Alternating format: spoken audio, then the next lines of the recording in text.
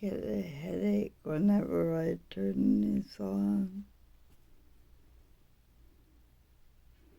I have no teeth.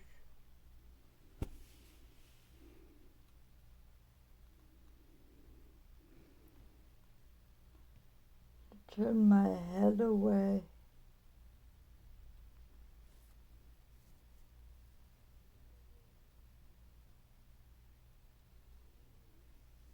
These things affect me. The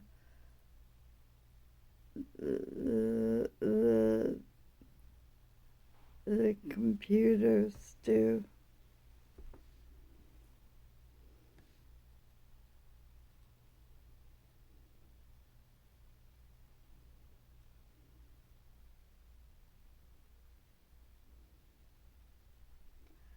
I have been in isolation for 7 years. I hear, like, I studied criminology, and I did my internship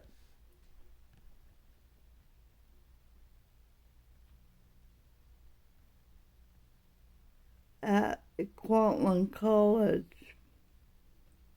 1985 and 1988. I have a good long-term memory.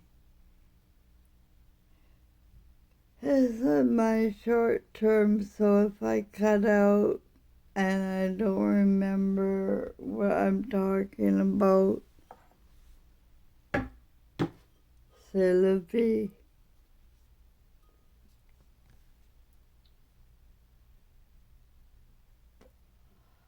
Do you know who I am? Because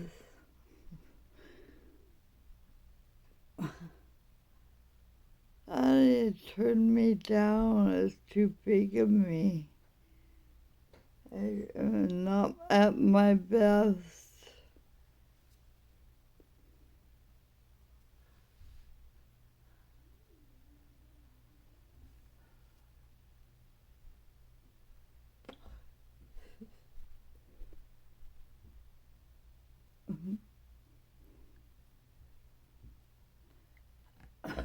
Got a East Indian woman or somebody wearing all the garb with the hair thingy and the black mask, I think all covered up for winter.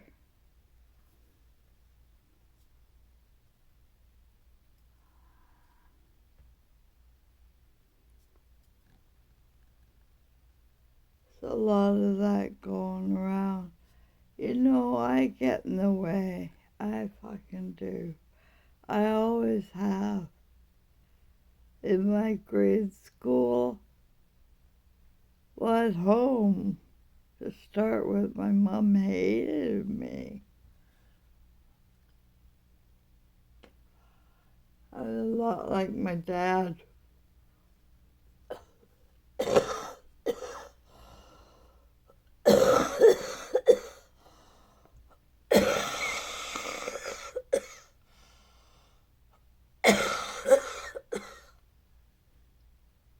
I have heart failure and pneumonia right at the moment, but I've been through a lot. I can't say a lot worse because I can't get more fatal than this, and it was 2 years ago. And now I can't even talk or nothing. And a big bulge out of my back like a vulture.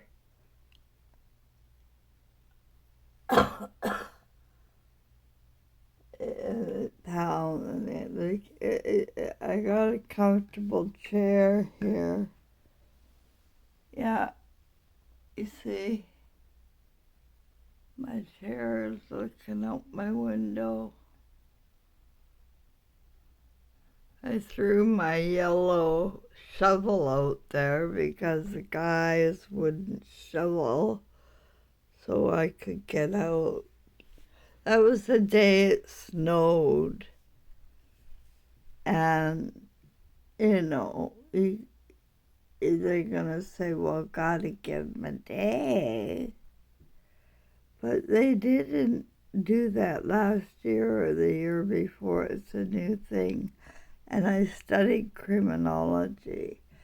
And I also know a bit about civil law. And they have better law, actually, in Quebec for protection. Yeah, they do. For me, protection.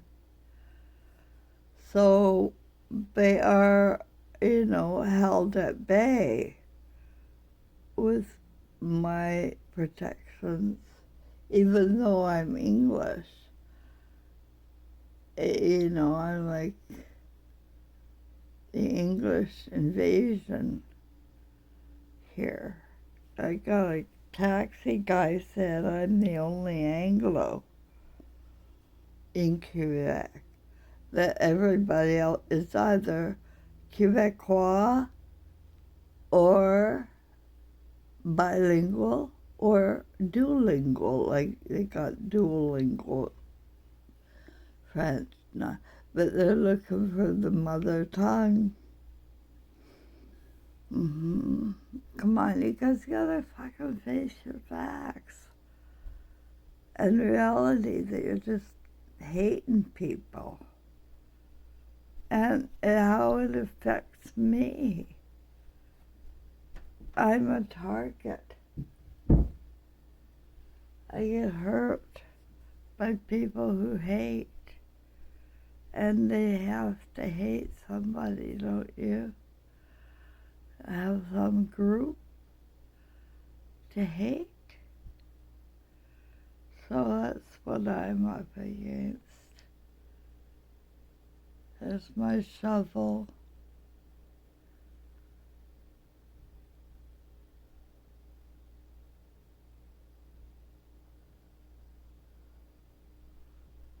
And, it's just sad that people have to pick on a senior. It's not all in my head. The gang stalking is for a financial reason, and they don't give a shit. Because I had online delivery here for food, and I got like nearly expired milks and really bad produce, and sometimes no meat, but all of my frozen stuff like ice cream. But they said, oh, we couldn't bring any meat because our freezer broke. But they brought ice cream. Think about it. The freezer didn't break if they brought ice cream.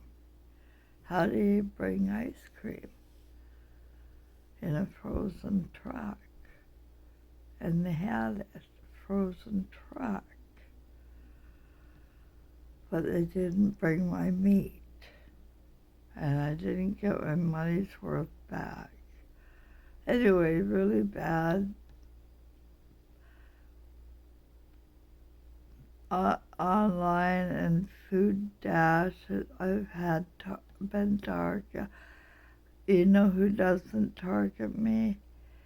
It is I can count on the taxi. Yeah, I can go from A to B, B back to A, and they feel safe. And I always am.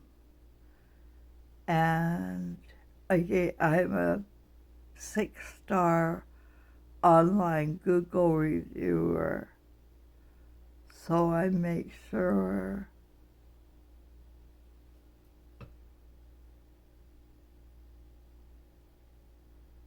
that any company that I use it doesn't treat me right because I'm English, their employers and Google services review hears about it because tourists need to know, how the companies are training employees to treat people. If I'm paying money to a store, gotta go, my heart's. If my blood pressure gets too high, I go into like a fucking dementia like state of mind, and I can't talk.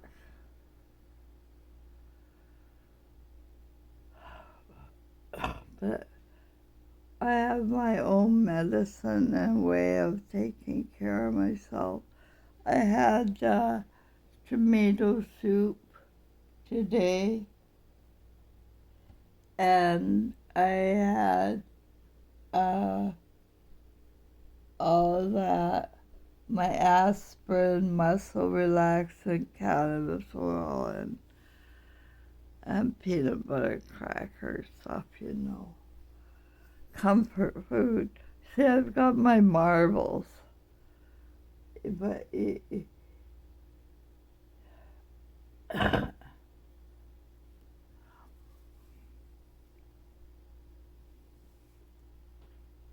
I can't figure my way out of a wet paper bag, as they say. My ex used to say.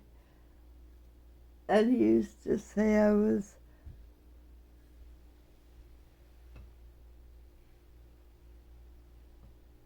the most naive woman on earth.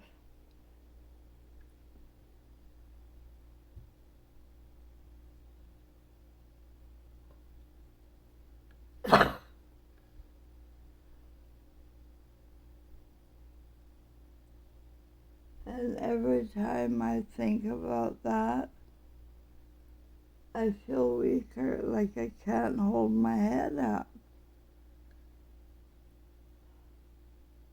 I wonder if emotions have anything to do with, like, I'm just wobbling all over the fucking place like a drunk here. And I'm not drunk, I don't drink at all.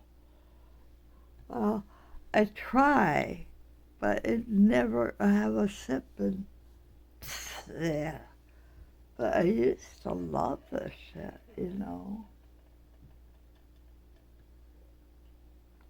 Before 2000, when I was a career woman in the 90s, ignoring my son, had to drink.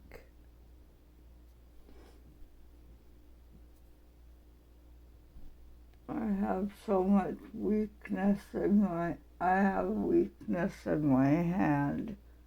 Can you see that?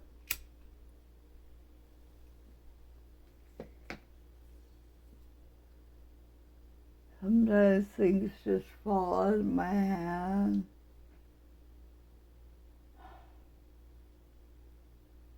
But I can't trust anybody. Who am I going to trust? I've been through hell with these guys, misunderstanding me and treating me like I'm mental,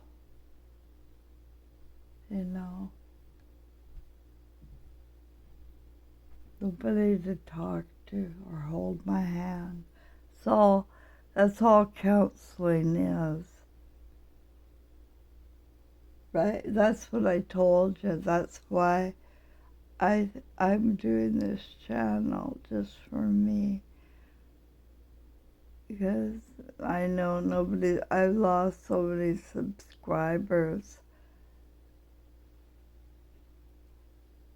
because I think this is either too real or not real enough. I'm not thinking, sure, dear, I don't know. I guess you can't ask Anne that. Who are you, Anne? I got the idea when I was in Chicago at the Chicago Tribune. Remember that newspaper outfit at the Chicago? Yeah, I was there by train stuck for overnight, and walking by there, and I saw, and that is where they had this editorial thing, and it was this woman named Anne, and her title of her editorial was Ask Anne. And so when I was in Chicago, and she was still there, so that was in about the breath. That was in about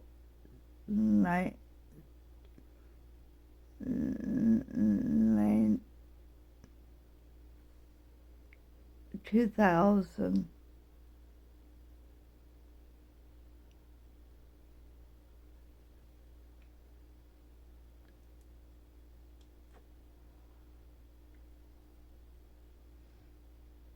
Yeah.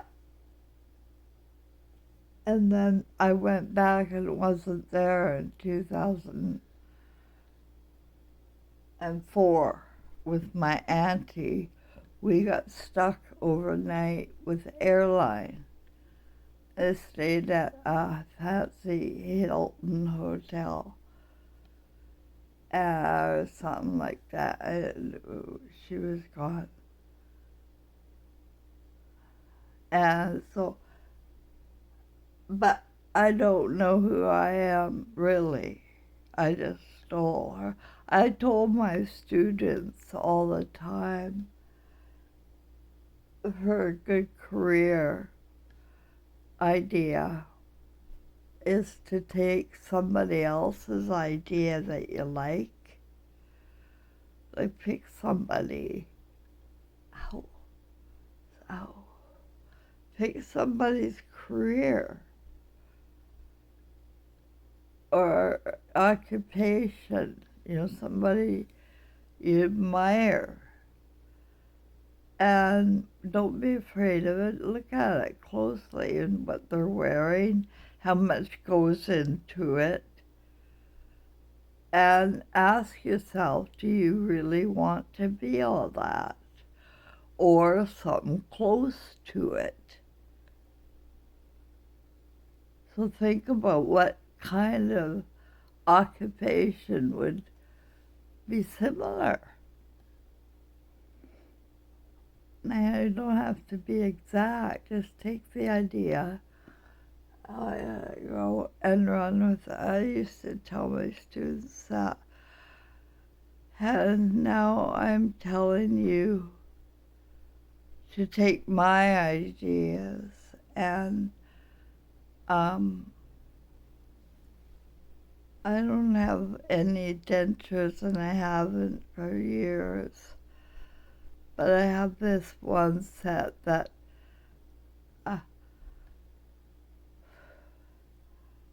it doesn't work out, if you can imagine. But I have somebody who financially helps me. I want you to know that I don't want your fucking money. In fact, I told my family after my mom disinherited me at the will, and they couldn't go to her funeral, and the family were all too willing to create a narrative where they were victims of me somehow. But I said in my book, you keep the money, I'll keep my soul.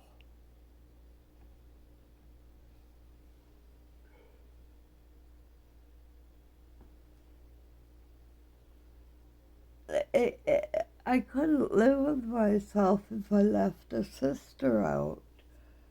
I used to talk to my brother about this. I said, Mom's gonna cut me out of the will.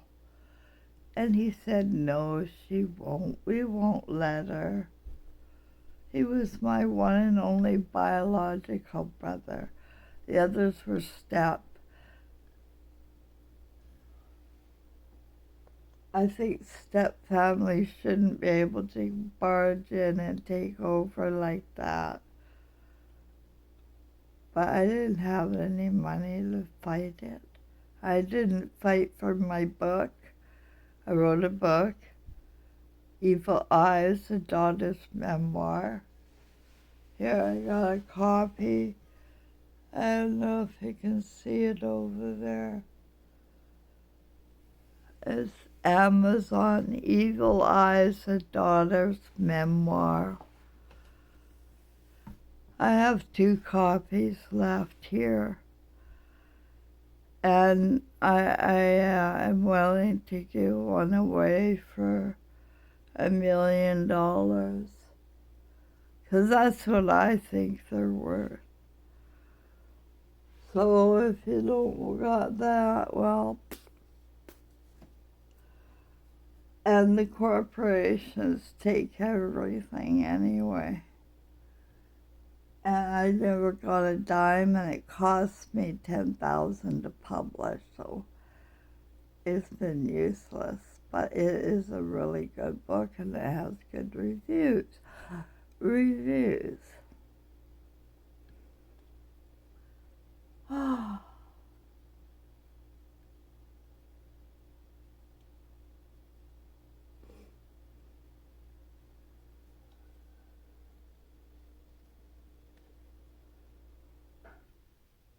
Did you watch till the end?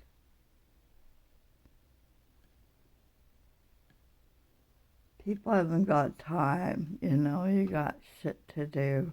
I get it. You got your things. I would really want to look after my family if I were you right now. It's my own intuition. I'm probably half nuts. Consider the source. But that's what I've been saying all along. I'm all ready to go. I have my bags packed in the laundry room there. I got a suitcase of pajamas and towels and knapsack of necessities, all ready to go in case of flood or something. Always a threat out there, isn't there? Big fucking threat. So I thought, well, I'm going to go with the threat then. And I got it all packed up today. So if there is a threat, I got it all ready to go. And I'll look damn good with my new coat and my snow pants. It matches my new boots. Somebody sent me. It was Frank. Yeah. He was talking about investing, and I said, if you're going to invest money, I got dehydration. Always keep dehydrated. Don't let yourself get dehydrated, guys. That's the whole fucking problem. And don't get congested, because that's where black masses show up.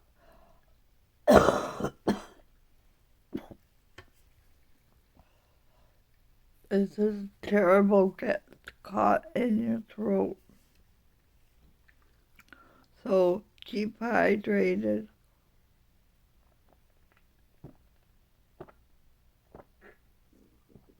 No matter what. And it's old tea. Don't really drink it. I've been drinking it, but it's not good.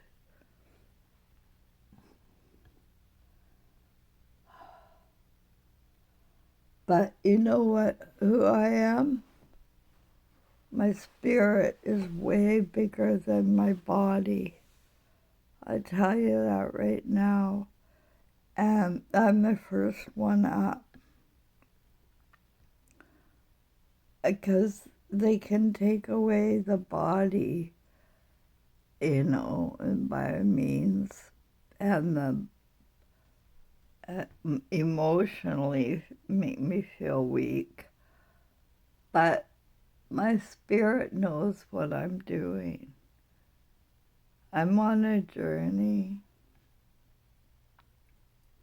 And I woke up to it in 2016.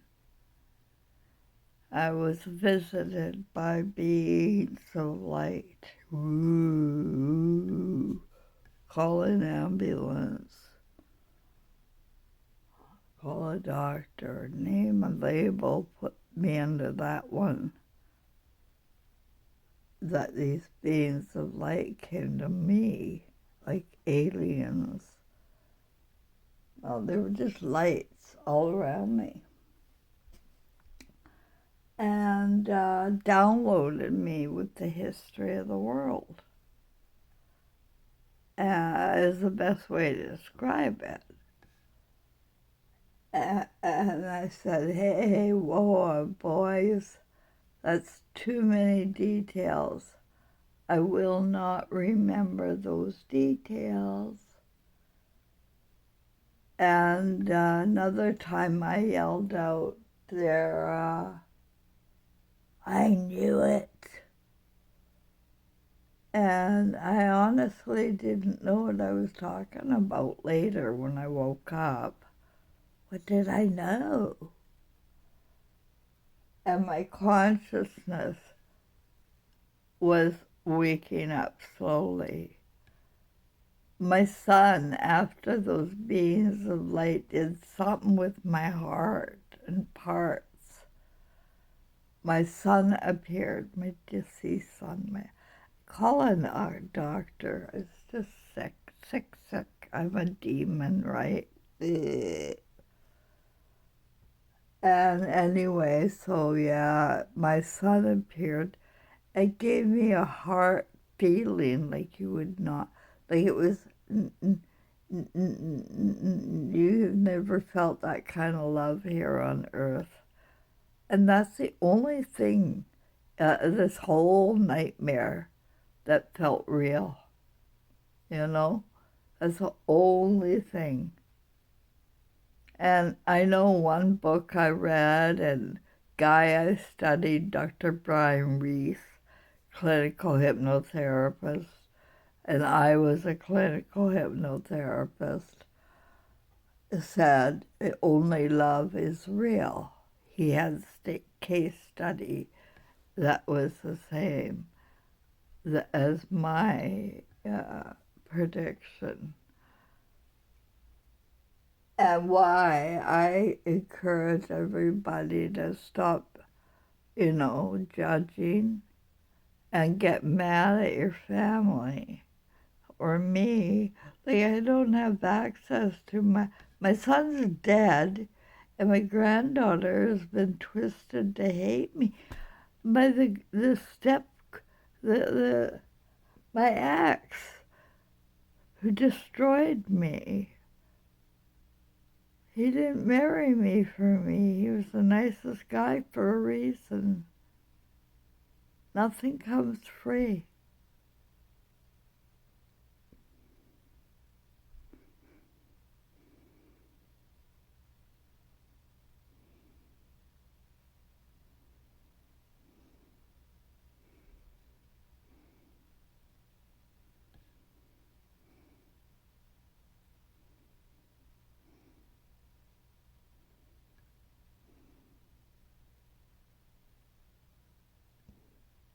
I can't stay very long now. I was telling you what it feels like to ignore your senses and not love your family more than your career or your toys. Fighting Both parents matter, and you love them. But I came to that knowing, even though he turned into a sodomite and didn't love me anymore. And then he's on the AIDS Memorial Wall. Check me out. It's Arthur Nolan Fisher, born 1954, died June 1999. You can check. I could be. After Trevor died, I tried to reach him after Trevor died. And I found him there.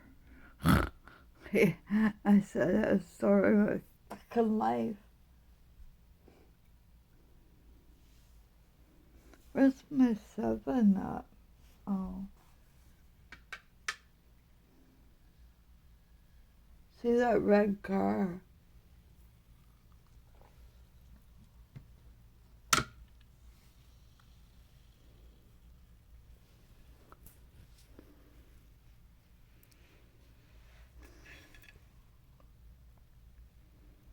I don't know.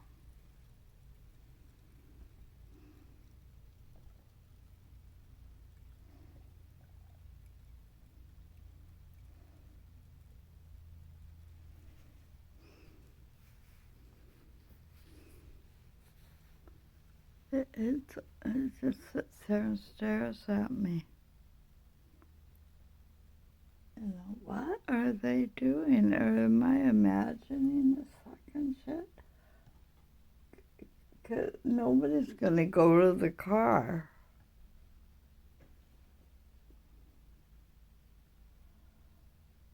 But you see people bobbing in the back and the side. It unnerves you and takes a toll. That's why I need an English speaker who can help.